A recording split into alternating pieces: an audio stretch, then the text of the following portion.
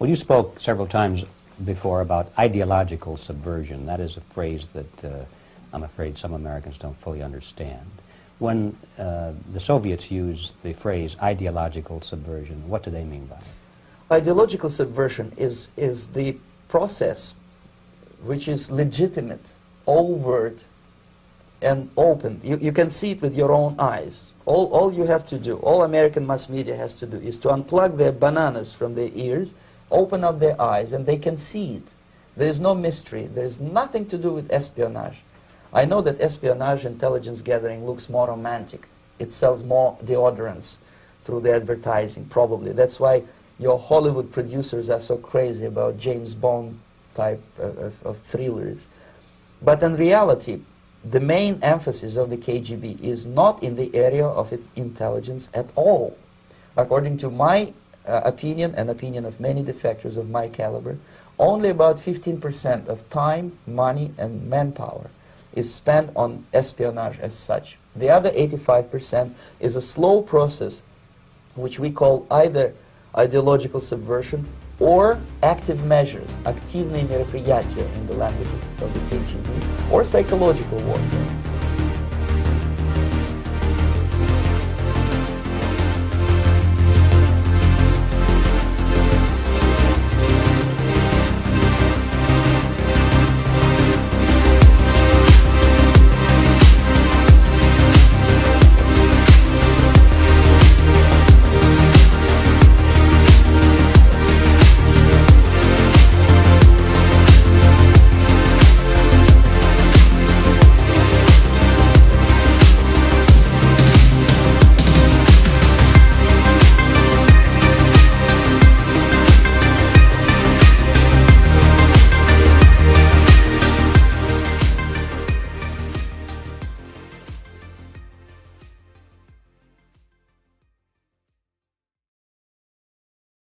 What is cognitive warfare?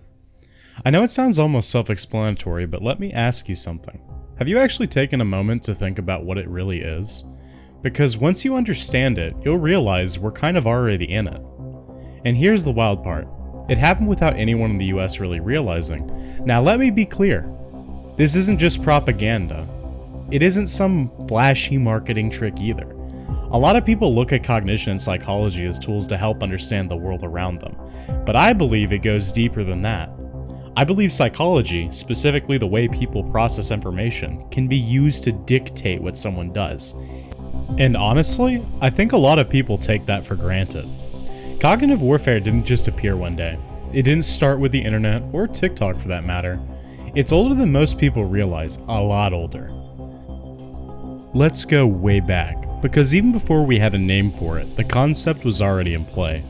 Sun Tzu, the ancient Chinese strategist, once said that the supreme art of war is to subdue the enemy without fighting. That line alone proves something important. People have always understood that if you can control what someone thinks, you don't have to fight them at all.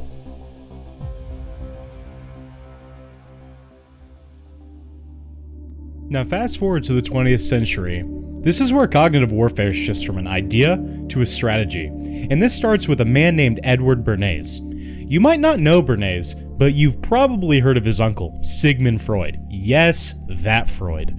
Bernays took Freud's theories about the unconscious mind and applied them not to healing, but to pure manipulation.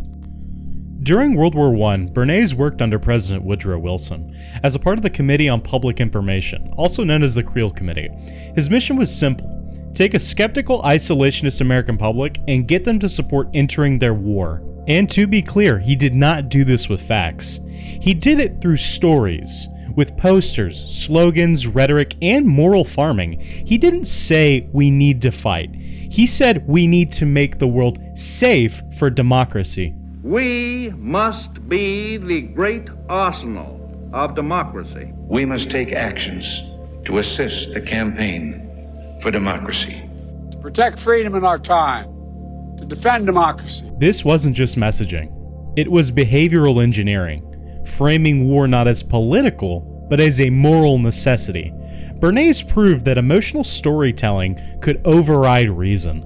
That public opinion could be reshaped with the right words and or slogans, without people even realizing that this is even happening. By World War II, propaganda wasn't subtle anymore. The Nazis and the Allied powers both used it to reshape identity and to build loyalty, and mainly to fracture their enemies.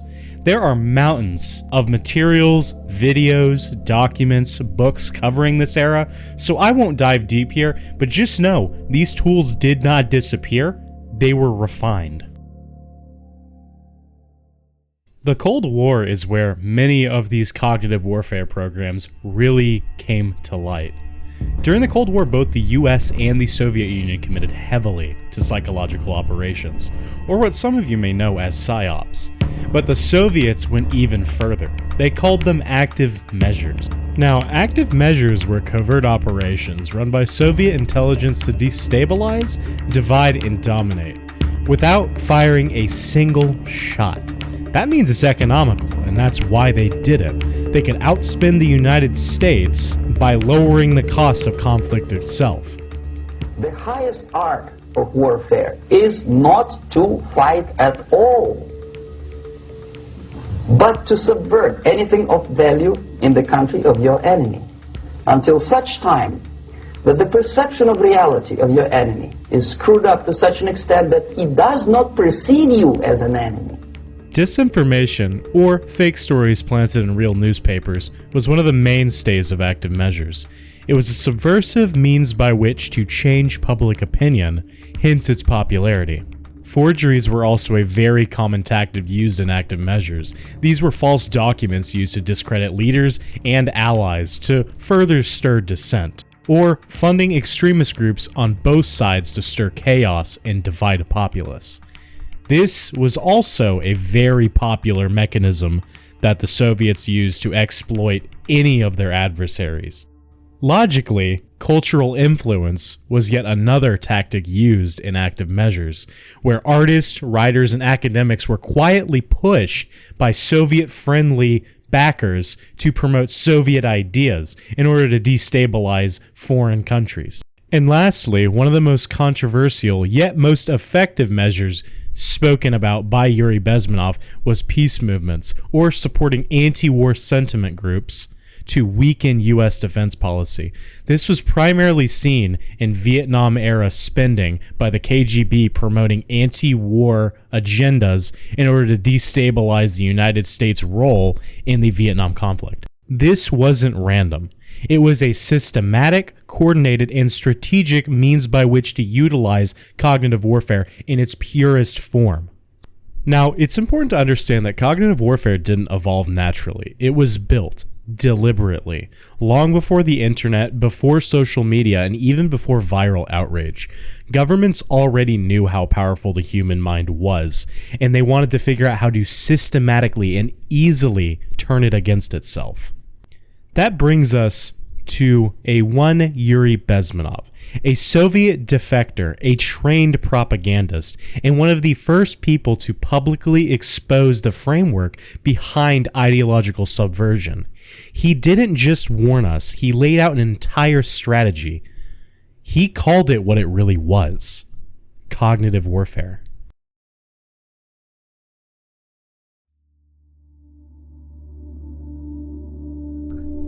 Yuri Bezmenov wasn't a whistleblower in the modern sense.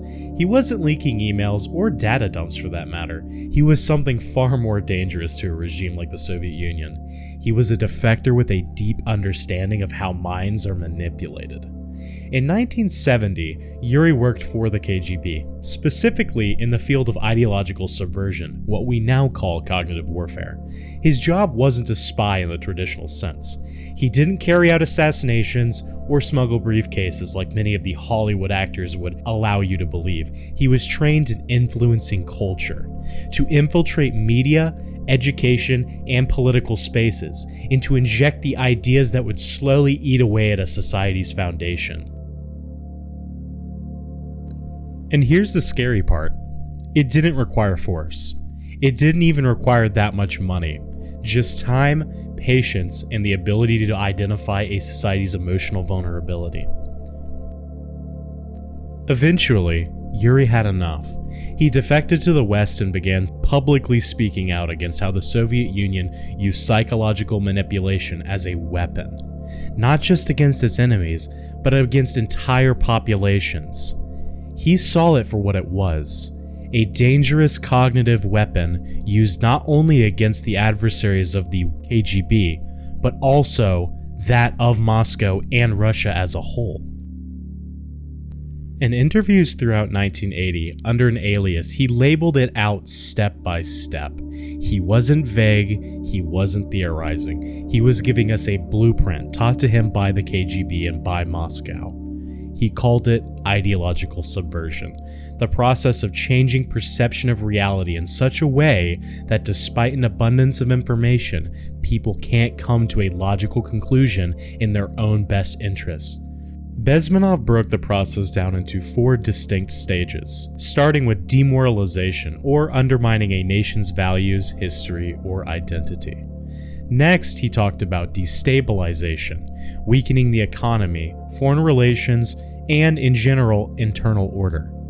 He then talked about crisis, which triggers a majority of conflicts or socioeconomic or societal breakdown. And then last, he talked about normalization, offering a solution that insulates and installs a new ideological system. The brilliance of this strategy is that it doesn't require truth. It just requires confusion. And once a population is confused, once it no longer trusts its institution, or its neighbors for that matter, or even itself, it becomes easy to guide. Yuri wasn't trying to scare people. He was trying to warn them about a weapon he helped create. He made it clear, this isn't science fiction, this is real. It's been used before, and it's being used again, even right now.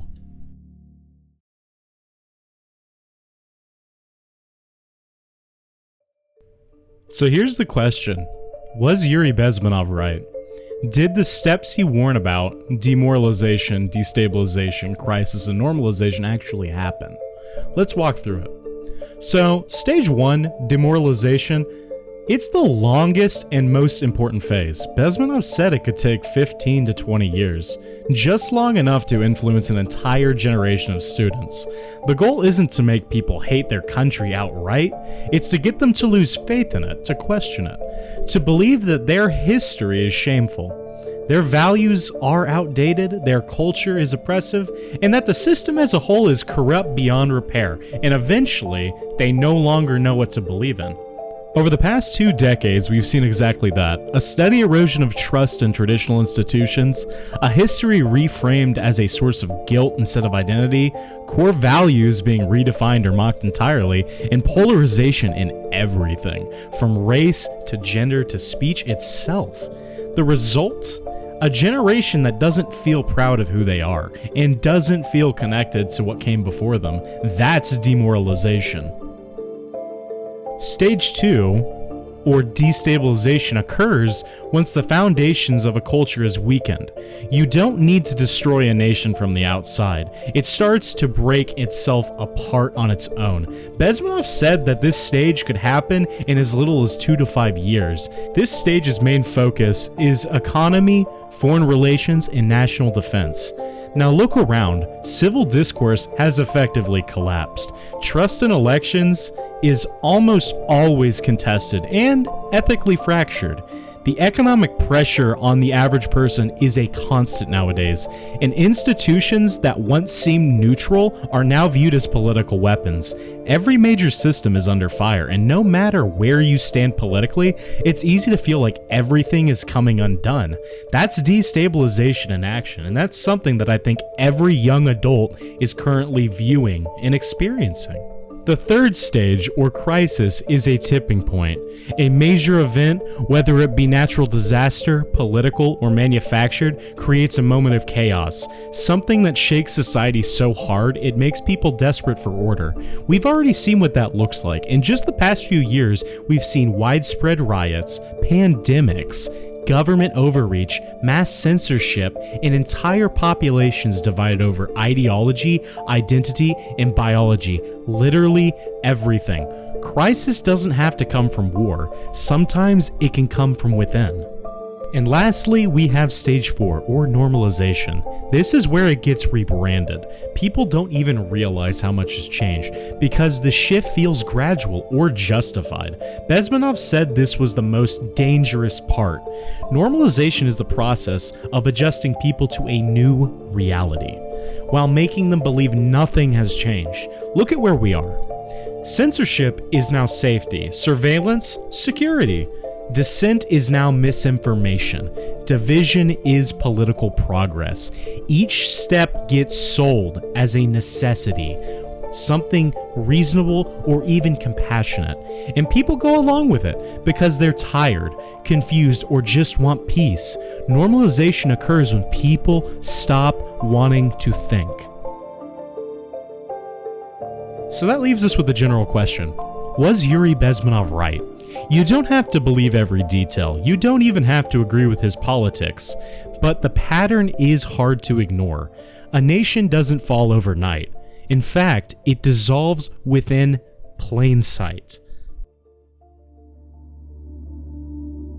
We're living in a world where attention is currency, where emotions are mined like data, and where perception, more than truth, is what drives behavior. That's the battlefield now. Not tanks, not missiles, but minds. Every swipe you make, every headline you skim, every post, every algorithm, every outrage. It's all part of a war on your attention, your identity, and your sense of what's real. And here's the uncomfortable truth. You don't have to believe a lie to be controlled. You just have to question everything long enough to stop trusting anything. Confusion is the goal, not clarity, not persuasion, just exhaustion. This is because when people are overwhelmed, they stop resisting. They stop thinking critically. They just completely comply. Not out of belief, but out of fatigue. That's why this matters, because we're not just passive consumers anymore. We are participants in a war that most people don't even realize is happening. And the most dangerous part, there's no reset button, no ceasefire, and no official declaration of peace. It just keeps going. So if you've ever felt like something is off, like the world feels heavier, louder, or harder to navigate, you're not imagining it. You're just seeing the effects of a war that most people were never meant to notice.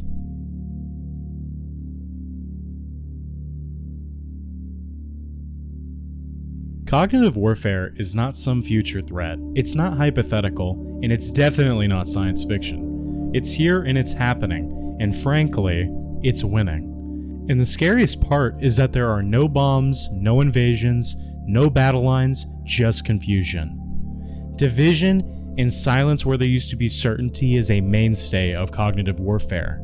This war doesn't want your land. It wants your beliefs, your identity. It wants your trust in yourself, in others, and in what's real. Most people won't even notice it. They'll live inside it, adapt to it, and effectively defend it without even realizing what's changed. And that's exactly how it was designed. Now, it may have occurred to some of you that awareness is the first step, because once you understand what's happening, you can't unsee it. You start questioning the narratives. You start resisting the emotional bait. You stop handing over your mind so easily. And that's why I made this. Not to tell you what to think, but to remind you that you still can. I started this channel because I believe that if you don't understand the forces shaping your thoughts, then you're not really thinking for yourself. Most people assume that their thoughts are their own, that their beliefs and opinions, even their values, came from experience or reason. But is that the truth? We're all being shaped constantly by the media we consume, the platforms we scroll on, and by the culture that moves through every day we experience. And yes, this video is included in that. The language we use, the stories we repeat, the narratives we absorb, they all build a version of you that might not even be yours. So if you've never stopped to ask, where did this idea actually come from? Or why do I believe this and not that? Then how much of your mind is actually really thinking for you? That's what this channel is about. Not answers, but questions. The kind that most people don't even realize they're avoiding. Now, I don't say any of this to insult anyone. It's not about calling people ignorant. It's about recognizing that in today's world, a lot of people have gotten very comfortable letting other people speak for them. Sometimes it's subconscious, sometimes it's intentional, but either way, we've stopped thinking critically about the messaging we're fed. Ideas aren't inherently bad or good, they're tools, and like any tool, they can be used to build, or in some cases, to control. What matters is how you engage with them.